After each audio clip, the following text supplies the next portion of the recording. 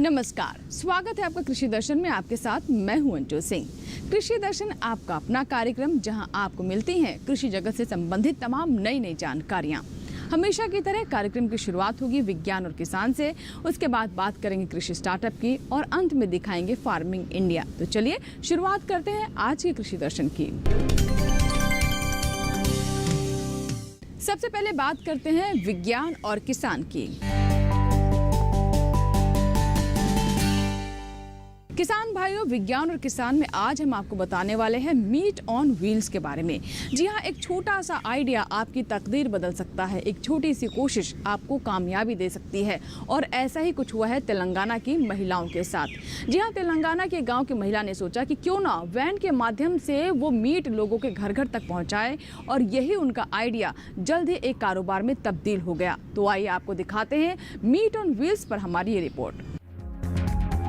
तेलंगाना में मीट के शौकीनों की संख्या काफी ज्यादा है। यही वजह है कि मटन का जितना सेवन पूरे देश में होता है, उसका 1/3 अकेले तेलंगाना में खप जाता है। जाहिर है यहाँ मांस से बने उत्पादों का अच्छा खासा बाजार है और इसके कारोबार की संभावना भी अधिक है। इसी संभावना के मद्देनजर हैदराबाद का राष्ट्रीय मांस अनुसंधान केंद्र लोगों को मांस के उत्पाद बनाने का प्रशिक्षण दे रहा है। इस काम में मेरा गांव मेरा गौरव कार्यक्रम का बहुत बड़ा योगदान है, बल्कि प्रशिक्षण का काम इसी कार्यक्रम के तहत हो रहा है। गरीब महिलाओं के लिए इस तरह का प्रशिक्षण किसी वरदान से कम नहीं। मांस अनुसंधान केंद्र से प्रशिक्षण लेने वालों में इरकोडे गांव की महिलाएं भी शामिल हैं। ये गांव सिद्दीपेट जिले में पड़ता है। प्रशिक्षण से पहले इन महिलाओं ने बाकायदा एक स्वयं सहायता समूह बनाया। नाम रखा इरकोडे महिला समाख्या। समूह बनाने में society for elimination of rural poverty ने इनकी काफी मदद की। बहरहाल 5 दिनों तक चले प्रशिक्षण के दौरान महिलाओं को स्वच्छ मांस के उत्पादन, प्रसंस्करण, मूल्यवर्धन, पैकेजिंग और मार्केटिंग के बारे में जानकारी दी गई। प्रशिक्षण खत्म हुआ तो महिलाओं ने मार्केट सर्वे किया और पाया कि सिद्दीपेट और आसपास के इलाकों में मोबाइल वाहन से मांसाहारी अचार और नाश्ता बेचा जा सकता है। मार्केटिंग का जो तरीका इरकोडे गांव की महिलाओं ने अपनाया वो बड़ा ही नायाब था। मीट ऑन व्हील काफी आकर्षक नाम था और उत्पाद बेचने का ये तरीका जल्द ही लोगों को पसंद आ रहा था। जल्द ही इसकी शोहरत बढ़ने लगी। मीट ऑन व्हील्स में मांस से बने अचार के अलावा नाश्ते का भी इंतजाम है। उत्पाद बनाते और बेचते समय साफ सफाई का खास ख्याल रखा जाता है। इरकोडे गांव की ज्यादातर महिलाएं गरीब हैं और वो दिहाड़ी मजदूरी से अपना घर चलाती हैं। गरीब महिलाओं के लिए वैन का इंतजाम करना मुश्किल था। तेलंगाना सरकार ने इसमें महिलाओं की मदद की और उन्हें वित्तीय सहायता प्रदान की। हैदराबाद का राष्ट्रीय मांस अनुसंधान केंद्र भारतीय कृषि अनुसंधान परिषद के अंतर्गत काम करता है। मांस अनुसंधान केंद्र ने इस गांव को ही गोद ले दिया और फिर इसकी उन्नति का बीड़ा उठाया। इन महिलाओं ने शुरुआत चिकन और मटन के अचार से की। बाद में स्थानीय लोगों की मांग के अनुसार अचार के स्वाद में परिवर्तन किया। जल्द ही इनका काम चल निकला और उन्हें थोक के ऑर्डर मिलने लगे। यहाँ तक कि मीट ऑन व्हील्स के जरिए ही इन्होंने अपने उत्पाद रायतो बाजार भी पहुँचाए। सिद्दीपेट मांसाहारी अचार तेजी से लोकप्रिय हुआ और थोड़े समय में ही ये राज्य का सबसे अच्छा बिकने वाला उत्पाद बन गया। इस तरह स्वयं सहायता समूह से जुड़ी महिलाएं कामयाब उद्यमी बनकर उभरी हैं। इतनी बड़ी कामयाबी के बाद अब ये समूह वैन के जरिए लोगों के घरों तक ताजा मांस पहुंचाने पर विचार कर रहा है। कुछ दिन पहले तक गरीबी में जी रही ये महिलाएं अब दूसरों के लिए प्रेरणा बन रही हैं, उनका मार्गदर्शन कर रही हैं। तेलंगाना ही नहीं बल्कि दूसरे राज्यों के स्वयं सहायता समूह से जुड़ी महिलाएं भी कुछ सीखने के लिए इरकोडे गांव पहुंच रही हैं। तो अभी आपने देखा कि कैसे एक छोटा सा आइडिया बड़े कारोबार में तब्दील हो गया। आपके साथ भी ऐसा हो सकता है, बस कोशिश करने की ज़रूरत है और अपनी इच्छा शक्ति मजबूत रखने की। इसी के साथ ही वक्त हो गया है कृषि कैलेंडर का। आइए देखते हैं कृषि कैलेंडर में पशुपालन से संबंधित कौन कौन सी नई जानकारियाँ आज हम आपके लिए लेकर आए हैं। अक्टूबर माह में पशुपालन संबंधी कार्य। इस माह में सर्दी का मौसम शुरू हो जाता है, इसीलिए पशुओं के सर्दी से बचाव का उचित प्रबंध करें। सर्दी के मौसम में अधिकतर भैंस ताव में आती है, इसीलिए भैंस के ताव में आने पर समय से गाभिन करवाएं। भैंस ब्याने के 60 से 70 दिनों तक ताव में नहीं आए तो नजदीक के पशु चिकित्सक से जांच करवाएं। भैंस या गाय को समय से ताव में लाने के लिए खनिज मिश्रण अवश्य खिलाएं। फिर से कर लेती हूँ। पशुओं को परजीव से बचाने के लिए पशु चिकित्सक की सलाह से दवाई का छिड़काव नियमित करें। अधिक चारा लेने के लिए बरसीम फसल की उन्नत किस्में BL10, BL22 व BL42 की बिजाई इस माह अवश्य कर लें। जई फसल से अधिक चारा लेने के लिए उन्नत किस्में OS6, OL9 या कैंट की बिजाई माह के मध्य में शुरू करें। तो ये था इस माह का कृषि कैलेंडर। इसी के साथ ही वक्त हुआ एक छोटे से ब्रेक का। कहीं मत जाइएगा। ब्रेक के बाद जब वापस आएंगे तो बात करेंगे कृषि स्टार्टअप की। बने रहे कृषि दर्शन के साथ।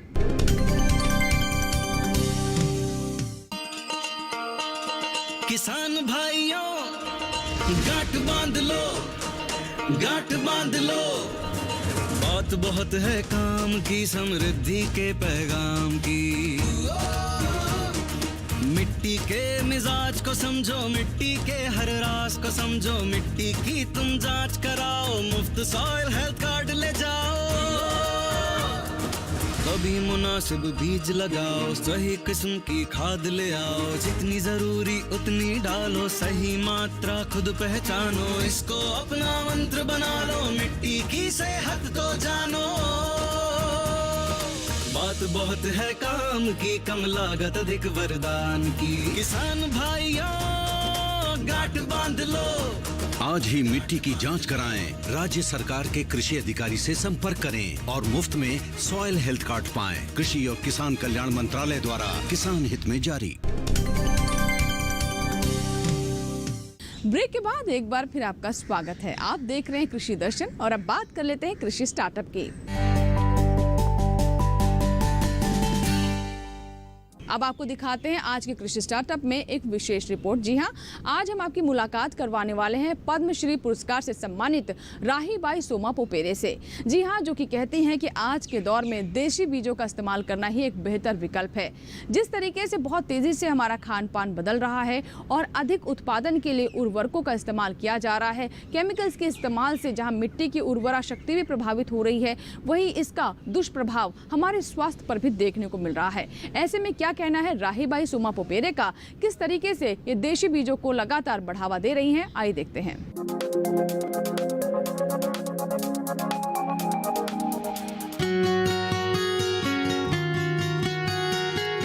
बीज माता के नाम से मशहूर महाराष्ट्र की राहीबाई सोमा पोपेरे को देसी बीजों के संरक्षण के लिए पद्मश्री मिल रहा है। जिला कुंभालने के अंबेडकर नगर की रहने वाली राहीबाई ने अपने कच्चे घर में बीज बैंक बना रखा है। उनके पास दाल, मोटे अनाज और तिलहन के पुराने देसी बीजों के भंडार हैं। वो संस्थाओं की मदद से इसे किसानों को देती हैं। कुंभालने जिले की गिनती महाराष्ट्र के अति पिछड़े जिलों में होती है। राहीबाई यहाँ के किसानों को बिना किसी रसायन के प्रयोग की खेती सिखाती हैं और उन्हें पुराने बीजों से होने वाले फायदों के बारे में बताती हैं। उनका मानना है कि देसी बीजों से ही किसानों का भला हो सकता है, क्योंकि इसके लिए बस हवा और पानी की जरूरत होती है। वो अभी 35,000 किसानों के साथ काम करती हैं और इनके सहेजे गए बीजों में 32 फसलों की खेती हो रही है। समाचार एजेंसी PTI से बातचीत में उन्होंने बताया कि 20 साल पहले जब उन्होंने पुराने बीजों को सहेजना शुरू किया था, तब उनके घर वाले उनके ऊपर हंस रहे थे, लेकिन उन्होंने घर में मना कर दिया था कि बाजारों में मिलने वाले हाइब्रिड बीज से वो खेती नहीं करेंगे और न ही उस फसल को खाएंगे। वो आगे कहती हैं कि 12 साल की उम्र में उनकी शादी हो गई थी। वो कभी स्कूल नहीं गई, लेकिन खेती के नए तरीके सीखना चाहती थी। शुरू में सब्जियों की खेती पुराने बीजों से शुरू की। तब लोग कहते थे कि इससे कुछ पैदा नहीं होगा।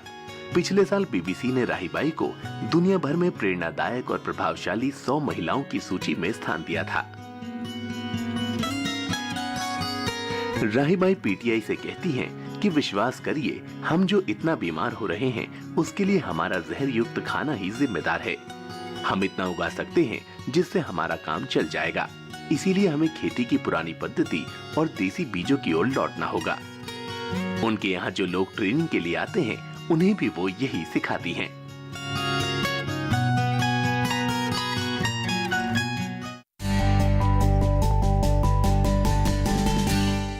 नई जानकारियां आज हम आपके लिए लेकर आए हैं। जैसा कि आपको विदित है कि किसी भी समाज, एक विकसित समाज में महिलाओं का बहुत बड़ा योगदान रहता है और ये एक रीढ़ की हड्डी मानी जाती हैं। तो जैसे कि अगर हम भारत में कृषि का लगभग 55% जो भारत में है हमारी कृषि के द्वारा योगदान दिया जाता है, जो कि 13.5 जीडीपी को टोटल भारत के सामाजिक विकास या आर्थिक विकास में जो मददगार है। तो इनमें जो 55% में कृषि का योगदान कह रही हूँ, उसमें जो कृषि में श्रम बल है उसका लगभग 33% योगदान है जो महिलाओं के द्वारा दिया जा रहा है कृषि क्षेत्र में। और इसके बावजूद भी हम देखते हैं कि कृषि में महिलाओं को उतना उचित मूल्य एज ए लेबरर या एज ए एंटरप्रेन्योरशिप में इतना योगदान नहीं मिल पा रहा है, जिसमें कि हमारे कई अभी गैप्स हैं। तो जैसे मैं कहूँगी कि महिलाएं जो हैं खेतों में कार्य कर रही हैं, वो बीजोपचार, बीजों रोपण से लेकर कटाई, बुआई, कटाई सब तरह का कार्य कर रही हैं और साथ ही साथ वो घरेलू कार्य भी कर रही हैं। और घरेलू कार्य में हम ये देखेंगे कि पशुपालन और साथ साथ पोल्ट्री फार्म को भी वो देखती हैं और इनमें उनका कितना समय निकलता है और कितना योगदान है एक किसान के परिवार में आमदनी की बढ़ोतरी में महिला किसानों का। तो इसके ऊपर बहुत ही देश का ध्यान जाना चाहिए और जा भी रहा है। और हम देख रहे हैं कि जो भी उनके जो गैप्स हैं, जो उनको पूरी लेबर का मेहनताना नहीं मिल रहा है या उनका सशक्तिकरण नहीं हो रहा है, उसकी ओर सरकार बहुत ध्यान दे रही है। और मैं कहूँगी कि अब हमारे नए जो प्रशिक्षण प्रणाली आ रही है, नई एजुकेशन पॉलिसी आ रही है, उसके अंतर्गत एक स्किल डेवलपमेंट का हमें बहुत बड़ा एक उसमें रखा गया है, उसमें एक योगदान स्किल डेवलपमेंट का एक रखा है, जिसमें महिलाओं का सशक्तिकरण होगा। उनको नवीन प्रौद्योगिकियों के बारे में जानकारी दी जाएगी और उनको एक शॉर्ट टर्म कोर्सेज, जिसे कहते हैं कि 6 महीने का या 9 महीने का एक डिप्लोमा कोर्स भी देने का उसमें प्रावधान है, जिसमें कि वो अपने विलेज लेवल पे, ब्लॉक लेवल पे भागीदारी से बहुत सारे कार्यों को संपन्न कर सकती हैं और एक छोटा लघु उद्योग भी स्थापित कर सकती हैं। इसी के साथ ही यहाँ वक्त हुआ एक छोटे से ब्रेक का। ब्रेक के बाद भी कृषि दर्शन जारी रहेगा, आप बने रहे हमारे साथ।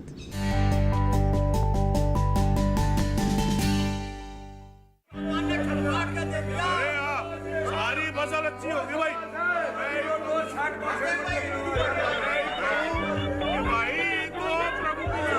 और अब एक जरूरी सूचना, देश के कुछ राज्यों में किसानों द्वारा बड़े पैमाने पर पराली जलाने से आसमान में धुंध छा गई है। लाखों लोगों को सांस लेने में तकलीफ हो रही है।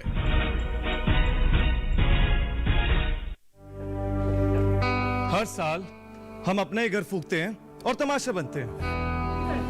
ना, मैं ना मानता। ये काम तो बरसों से होता आ रहा है, अब ऐसा क्या नया आ गया?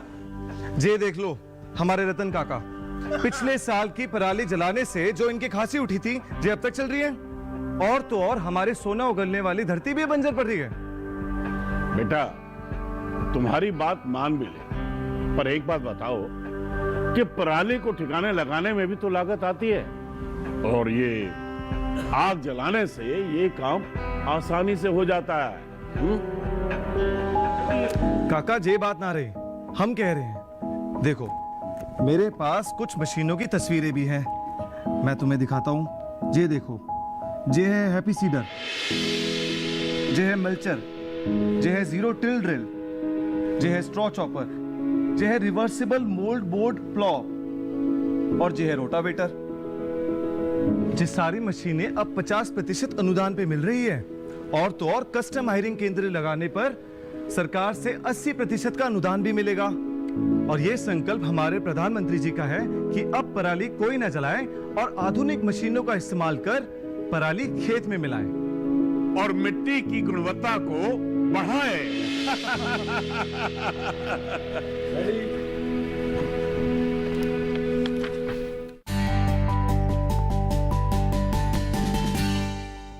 ब्रेक के बाद एक बार फिर आपका स्वागत है। आप देख रहे हैं कृषि दर्शन और अब बात करते हैं फार्मिंग इंडिया की।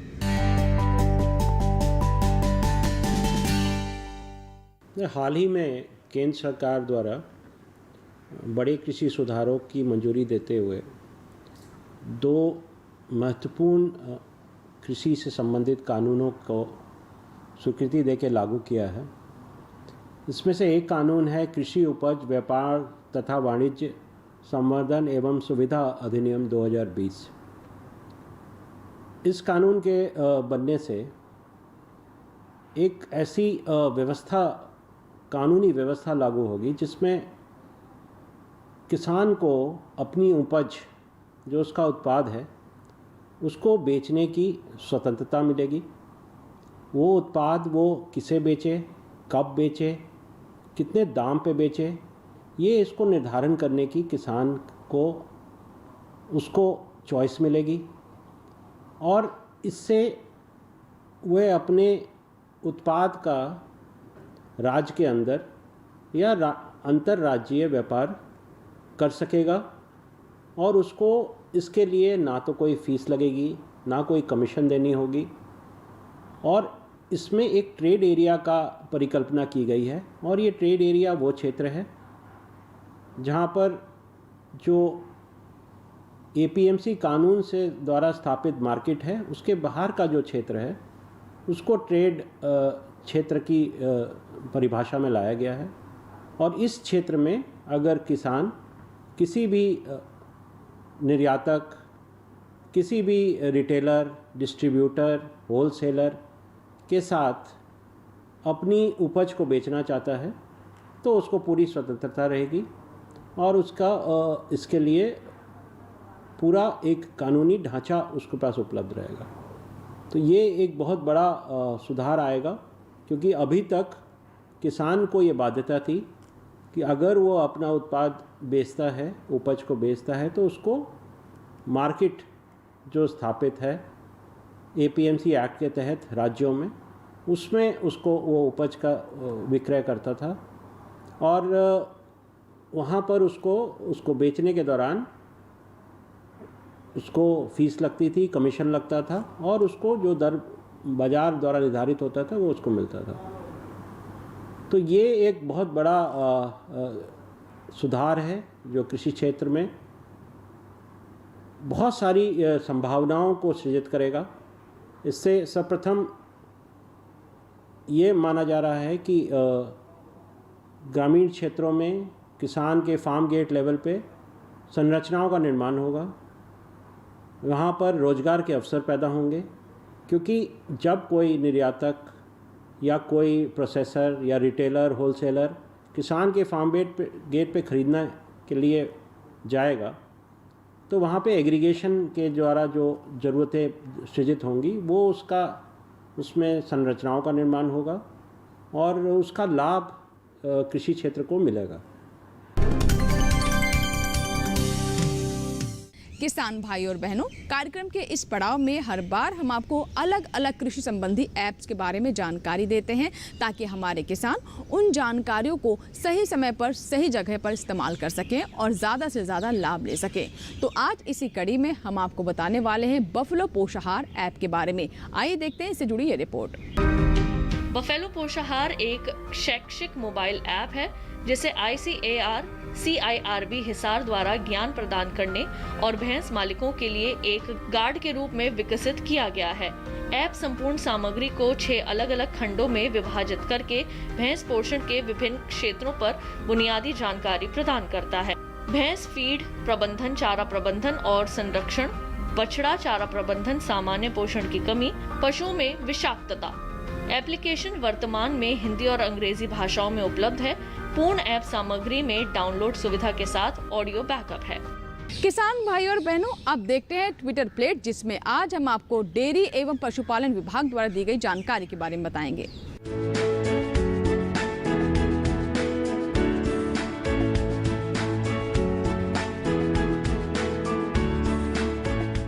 इसी के साथ ही आज के कृषि दर्शन में फिलहाल इतना ही। कृषि दर्शन की अगली कड़ी में फिर होगी आपसे मुलाकात। तब तक के लिए दीजिए इजाजत, लेकिन आप बने रहें दूरदर्शन किसान के साथ। नमस्कार।